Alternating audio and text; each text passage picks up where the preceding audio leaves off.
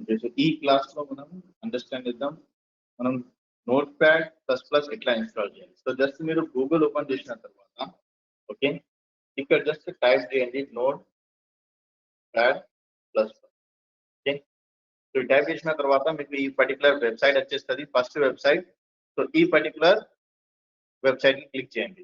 Okay, click చేసిన తర్వాత ఇక్కడ డిఫరెంట్ వర్షన్స్ ఉంటాయి. మీరు ఏదైనా పర్టికులర్ వర్షన్ డౌన్లోడ్ చేయొచ్చు. ఓకే, లాస్ట్ 8.58 8.57 ఏదైనా పర్టికులర్ వర్షన్ డౌన్లోడ్ చేయొచ్చు. ఓకే, ఇప్పుడు ఏదైనా ఒక వర్షన్ నేను క్లిక్ చేసిన తర్వాత మీరు చెక్ చేసుకోవాలి మీరు ఈ సిస్టమ్ 64 బిట్ ఉందా లేకపోతే 32 బిట్ ఉంది.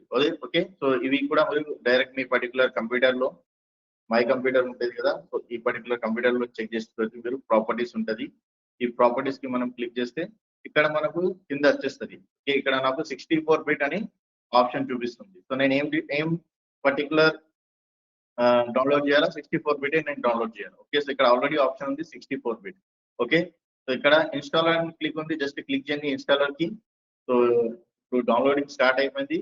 సో ఆల్మోస్ట్ ఇది డౌన్లోడ్ అయిపోయింది. సో మనం జస్ట్ డబుల్ క్లిక్ చేస్తే ఇది ఇన్స్టాలేషన్ స్టార్ట్ అయిపోతే ఎస్ క్లిక్ చేయాలి, ఆప్షన్ వస్తుంది ఎస్ నో అని. సో ఎస్ క్లిక్ చేయాలి, ఎస్ క్లిక్ చేస్తేనే మనకు ఈ బాక్స్ వచ్చేస్తుంది. జస్ట్ ఇక్కడ ఓకే క్లిక్ చేయాలి, మనం నెక్స్ట్ క్లిక్ చేయాలి, అగ్రి క్లిక్ చేయాలి, మళ్ళీ నెక్స్ట్ క్లిక్ చేయాలి. ఓకే, మళ్ళీ నెక్స్ట్ క్లిక్ చేయాలి.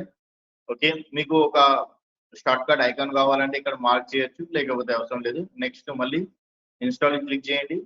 సో ఇన్స్టాలేషన్ స్టార్ట్ అయిపోతుంది.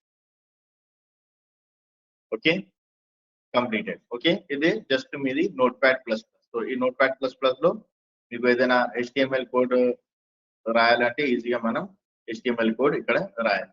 ఓకే, ఇన్స్టాల్ చేసిన తర్వాత ఒకసారి చెక్ చేసుకోవాలంటే ఇక్కడ మనం just note pad plus plus type చేస్తే ఇక్కడ మనకు నోట్ ప్యాడ్ ప్లస్ ప్లస్ కూడా వచ్చేస్తుంది. ఓకే, ఇప్పుడు నేను నోట్ ప్యాడ్ క్లిక్ చేసిన నోట్ ప్యాడ్ ప్లస్ ప్లస్ మనకు వచ్చేసింది. ఓకే.